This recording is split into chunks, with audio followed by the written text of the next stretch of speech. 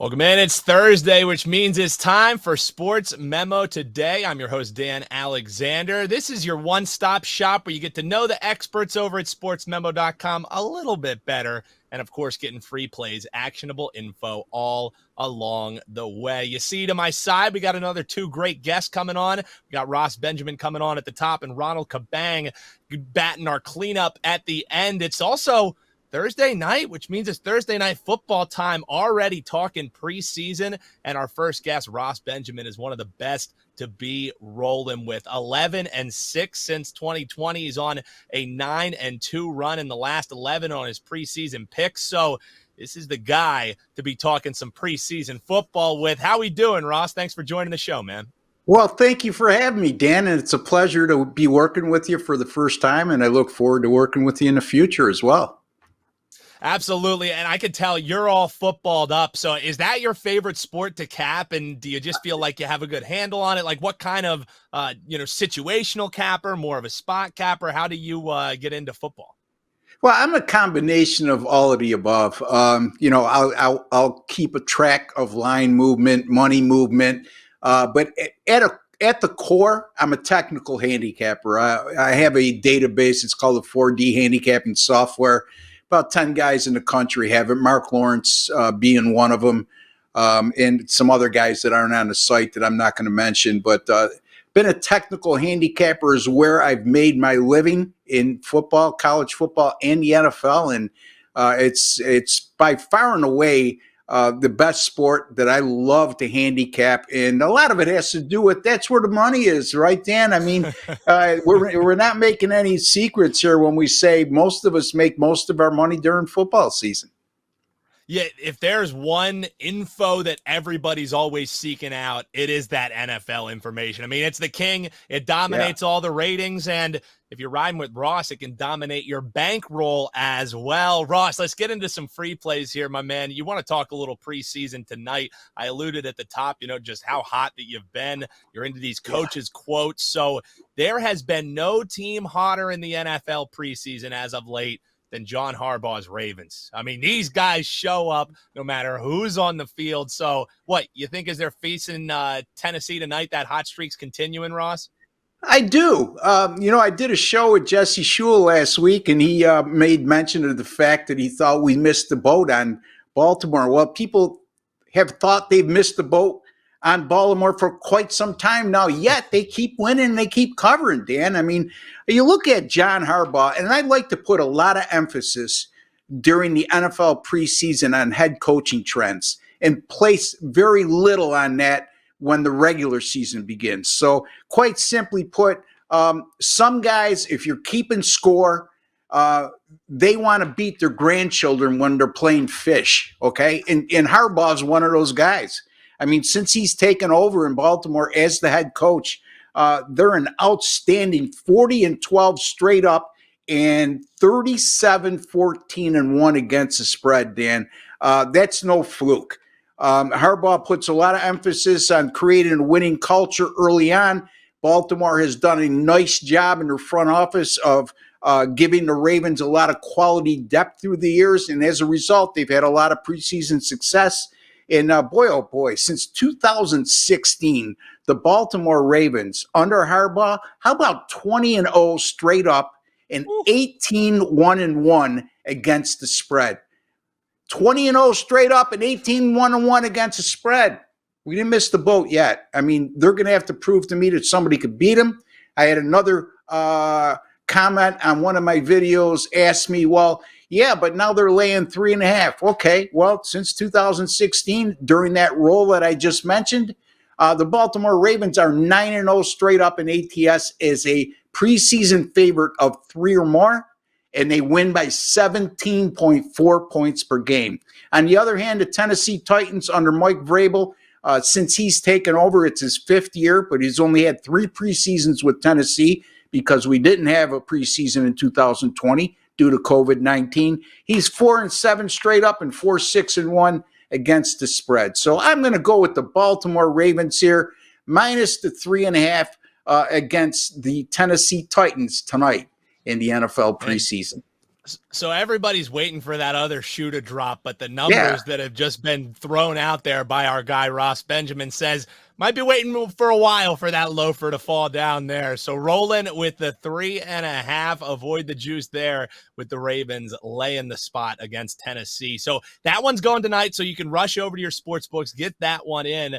We also have a game you wanted to break down, and that's Saturday. So it'll be interesting to see because I'm looking at the Battle of LA, I guess we can call it, with the Rams and the Chargers facing off, and it's a low total here, Ross. I Yeah. was looking down the board. It looks like this is the lowest total of the week in preseason, sitting at 30 as we're recording here on a Thursday. So that's a low total. Is it too low to go under? How are you breaking this one down, Ross? Well, it's the second lowest total on an NFL preseason game since 1983.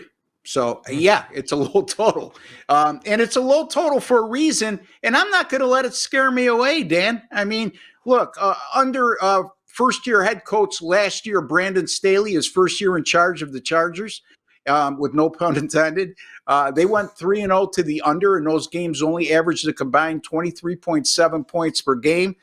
The Rams under Sean McVay. Now, you would associate the Rams and Sean McVay, that great offensive mind of his, and you correlate it with high-scoring games. Well, that's not been the case with McVay during the preseason. As a matter of fact, the Rams under McVay have gone under the total in their last 8 preseason games with a combined total of just 24.4 points scored per contest. And it goes to head coaching philosophy. Look, we know that McVay is a brilliant offensive mind, but I also know by looking at these numbers that he doesn't like to show a lot during the preseason like many coaches do, even more so with him. He doesn't take risk on playing frontline players for any prolonged period of time, especially in the opening preseason game. And these teams have played regularly every year during the preseason. And the last 3 times they met, it's gone 2-0-1 to the under with only 24 points scored per game. You guessed it, Dan. I know you would have guessed it anyway, but I'm going under the total of 30. Not going to let it scare me away. That low total might just be low for a reason, according to our guy, Ross Benjamin. Well, man, I can tell you love this football stuff. This is clearly a passion for you. So what you got any specials going right now, or is Sports Memo across the board doing anything? Because people got to ride with your football. I know I don't think you have anything up tonight, but no, I don't. People got that preseason going, right? Yeah, I mean, it's sometimes it's not bad to take a pass, and I took a pass. Obviously, I can't sell a game that I just gave away for free right now. I don't like the other game. It doesn't qualify for a premium pay selection, but my NFL preseason package right now at Sports Memo is only $149. I'll have plenty of action over the weekend, Friday, Saturday, and Sunday, games every day. So you can cash in big. And again, since I started with Sports Memo, 11-6 against the spread with my preseason picks, and that includes 9-2 with my last 11.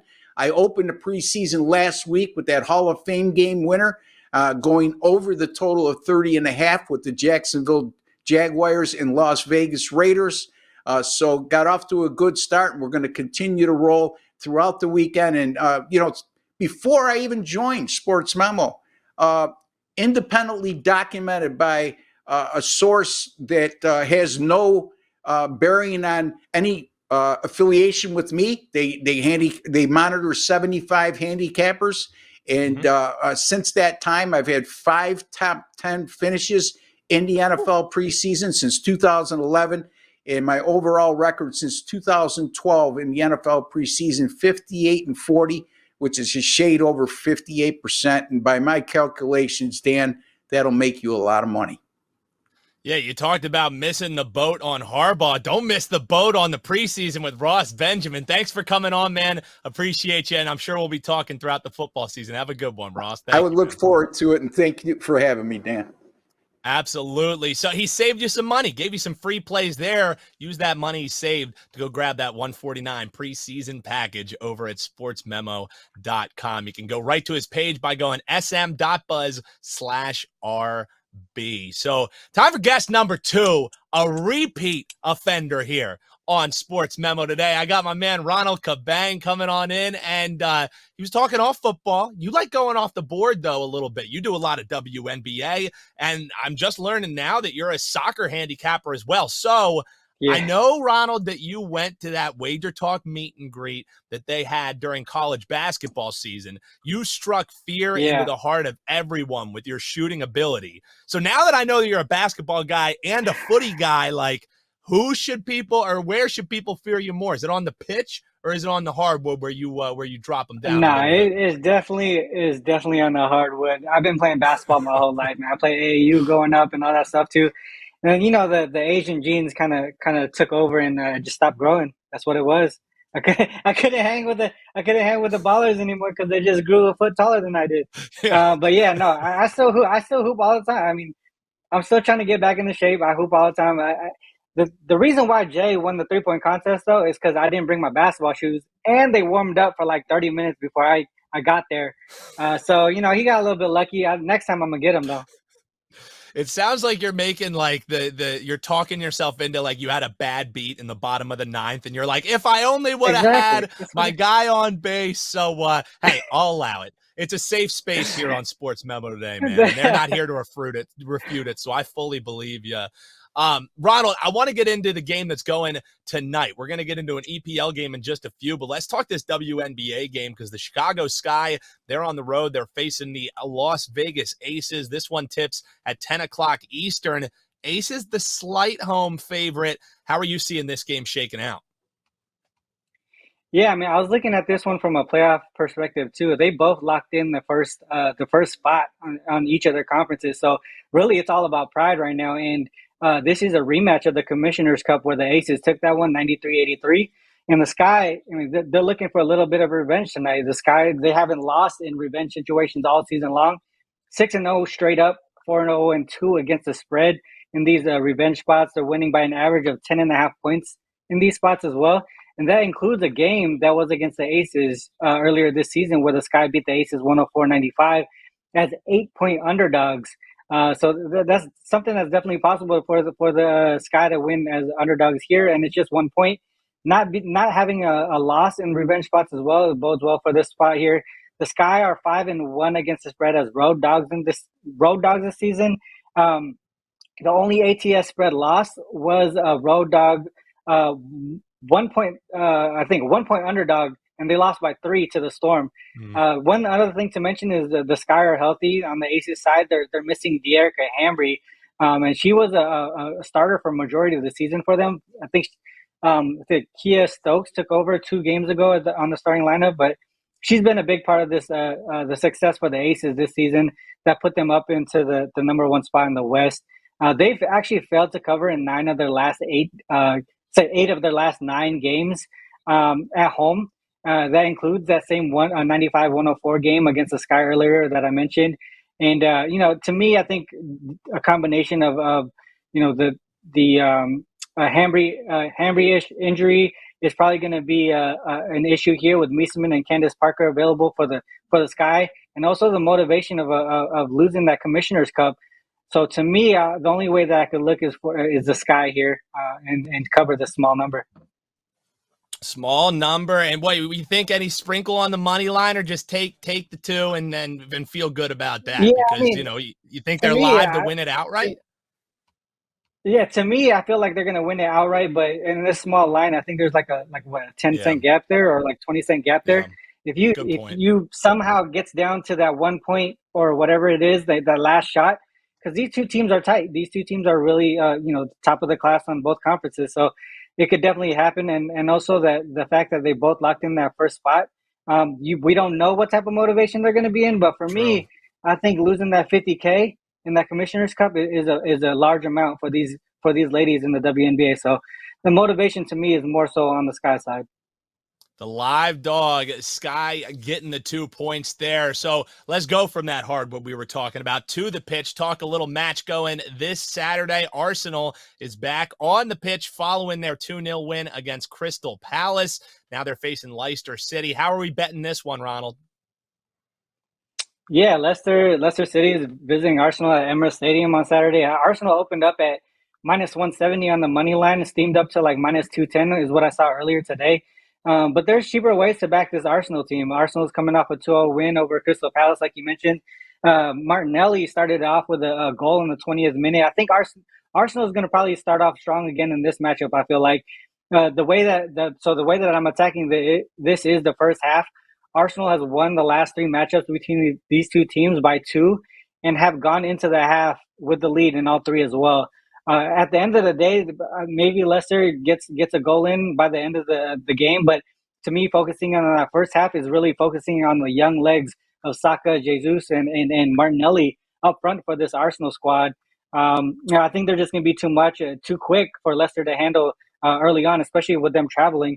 I'm taking Arsenal here minus a half goal in the first half at +105.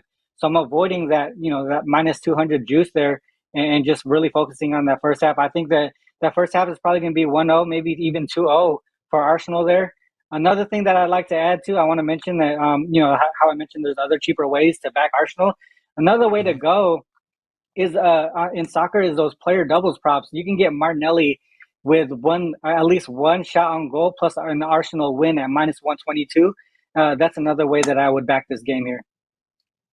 So looking for Arsenal to start off strong and maybe even a little prop to throw in there as well from our guy Ronald Cabang. So you gave away 2 free plays, one on Saturday, one going tonight. You have anything up for your clients on your premium plays, and how can people be riding with you, Ronald?